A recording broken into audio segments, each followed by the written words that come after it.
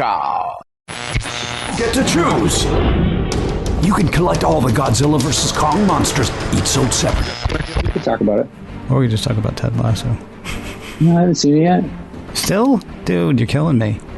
I know. Well, look, I just had to turn on HBO Max for Godzilla. So, Godzilla vs. I'm Kong? Distracted at the moment. All right, hold on. Without saying anything about it, I'm sorry, Peter Cohen is here with us, everybody. Peter Cohen, tech guy. I don't know. I still want to come up with the perfect title, and I can't. I apologize.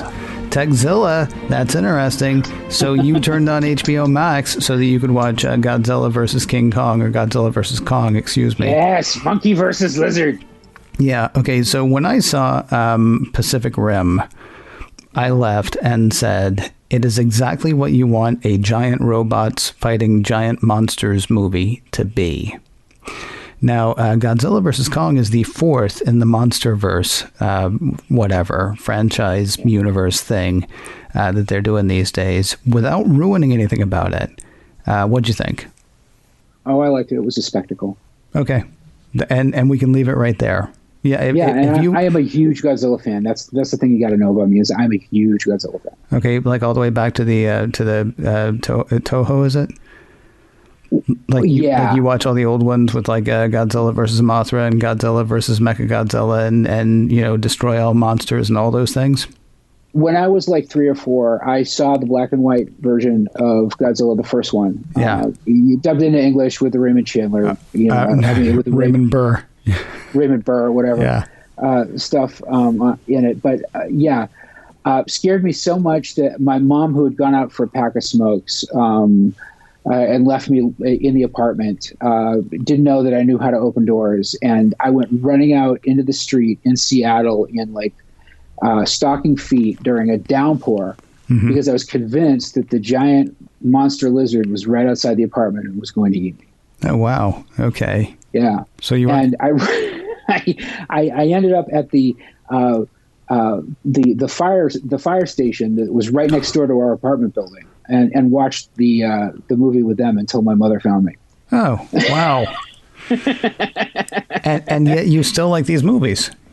Well, that was, look, an event like that can either be like a trauma that disrupts you for life or bonds you to something. And I've loved monster movies ever since then. So yeah, I am old school, original, dyed in the wool, Toho era Godzilla fan. And I liked it because here's the thing, though. I really wanted to see this, and this is going to bring us right back to the first show that we did, because it's still kind of pandemic related. Yeah, I really wanted to see this in the theaters, and I still don't feel comfortable. Yeah, and I'm a little sad. Now that we're all getting vaccinated, I'm really hoping, and I have HBO Max, and I will have it available to me here at home, but I'm really hoping to see Dune on the big screen. Oh, that is the one. That is absolutely the one that's going to take me to the theaters. Absolutely. Yeah. Yeah, because even like Disney's doing, of course, Black Widow, I want to say in July. I believe they're talking about doing it both online and on the big screen. And while I know that will be better on the big screen, I'm fine watching it on TV. Dune, I think there's some filmmakers, and Denis Villeneuve is definitely at the top of the list, that their cinematic language needs to be seen big. Yeah. It doesn't translate to the TV the same way. One more question before we actually go to the topic for today, because we actually didn't have a topic for today. Who cares? Of the four new monster movies, so you got Godzilla, you've got Godzilla King of the Monsters, you've got Kong Skull Island, and then you've got Godzilla versus Kong. Which is your favorite? King of the Monsters. Really? Interesting. Well, King Ghidorah. Yeah. And watching kaiju stomp through Fenway Park. Yeah. I mean, come on, Ken. What was the yeah, well... It doesn't get any better than that for a kid from Boston. Come on. Yeah, I understand. See, they all have a thing going for them. That's the thing. Like Kong Skull Island, I think it was Zach Stantz talking about it online the other day, saying that they made a fantastic like Vietnam War parable, especially the fall of the Vietnam War, the end of the Vietnam War, out of Kong, Skull Island, which I can see. There is the whole, you mentioned the one with Raymond Burr. I actually watched the one recently, just the original without Raymond Burr. Honestly, the first Godzilla movie from this new era and that first movie have so much in common because you're following a character. Sam was his name in this one. You're really following Sam, and all of his action does happen around Godzilla. But I remember being really impressed at one point. We're watching Sam walk down a street, and like as he's crossing one street, from one side to another, Godzilla is just like sort of in the background and blurry. It was a surprisingly human story for a movie called Godzilla. I remember when the rebooted Godzilla came out. I think a lot of people were worried that it was going to be like '98 Godzilla, which was never going to happen. But the thing was, people were like, "Well, it's really slow to action." Mm-hmm. And I'm like, go back and watch the first Godzilla movie. You don't see Godzilla until like the second act. Yeah. Like Godzilla isn't even in Godzilla for a long time. Yeah. His damages, the people he's terrified and traumatized are. But there's this buildup, because it's a classic monster movie. You got to have a little bit of drama and suspense before the big reveal. Yeah, and it brings the humanity to. I mean, like, there's a believability about Godzilla because we haven't been watching.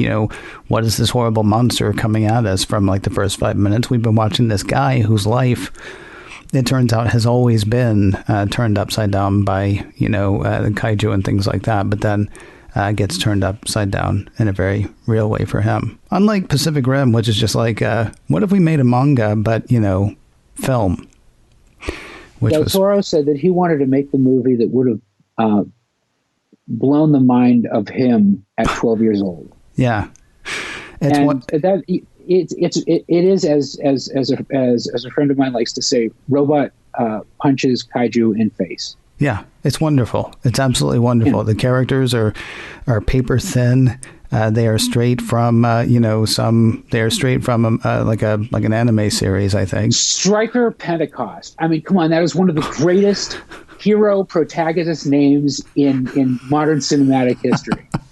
And it's Idris Elba. I mean, come on. Yeah. Oh, yeah. That's it. That's the other thing. The cast is stellar. Anyway, so Godzilla versus Kong, 2 thumbs up from us. Although each one of those movies is so. I don't want to say anything to give away any plot points or anything like that. But I will say this. Okay. It delivers on God's. I was just commenting about how people complain about the first Godzilla movie about how slow the pacing is. Yeah. There's none of that here. People are looking for a fight, and it happens. Like. And it just comes at you. Yeah, when King Kong wakes up and then makes a toothpick, and I won't say anything more, but when he wakes up and like makes a toothpick, it's like, oh, okay, so this is what we're doing in this movie. It's exactly. Like it starts and doesn't stop until, of course, they roll credits. It really does, and you can see where they're kind of planning the theme park ride and stuff like that. Oh my, yeah! I actually did say that to the people I was watching with. I was like, wow, this ride is going to be incredible when it happens. Because, did you ever ride the old King Kong ride? You know what? We might not do tech today. We might not do tech at all. Did you ever ride the old King Kong ride and it smelled like bananas? Yes. And okay. So Universal, right? Universal Florida? Yeah. And plus you got to see the Cylons from Battlestar Galactica. How cool is that? I was disappointed in Universal, honestly, when I got there. But the King Kong ride still lives in my head. The 2 rides that were amazing there were the King Kong ride and the Back to the Future ride. And the Back to the Future ride, I think, was one of the first times that I had actually, that somebody, because I hadn't been to, no, I guess I had been to Disney World that week, actually. I went to both that same week. I love the whole, like... So you and I, by the way, are talking about 2 entirely different experiences. You're talking about the actual Universal theme park. Yeah. Right? Yeah. I'm talking about the movie lot tour out in Hollywood. Oh, okay. Well, no, so where's the King Kong ride then? There's like there's the whole thing where they take you through like in one of those trams, you mean? Yeah, exactly. Oh, dude, no. So you were like you were in like a gondola, like you were in like a cable car ride or something. No, bus. They moved. No, no, moved no, around no. that bus. I'm saying down at Universal Florida, the thing that I did. Oh yeah. So you're like in a gondola, and then like King Kong is tearing the city apart. But the problem is you're in this gondola, so you're in the city that's being torn apart by King Kong, and they had the whole smells like bananas and stuff like that too. Yeah, the Back to the Future ride was amazing because you basically had to pay attention while you were in line to what the story was. I mean, it didn't matter because you were still going to ride the ride, but if you paid attention, you had a more fulfilling and better ride, I think. And that certainly makes the wait more entertaining. Yeah, absolutely. Yeah, it was a lot of fun. Plus, you knew why. Like all of a sudden, you're sitting there and like, why is that guy chasing me? The ET ride, on the other hand, I would have burned it down myself if they would have let me.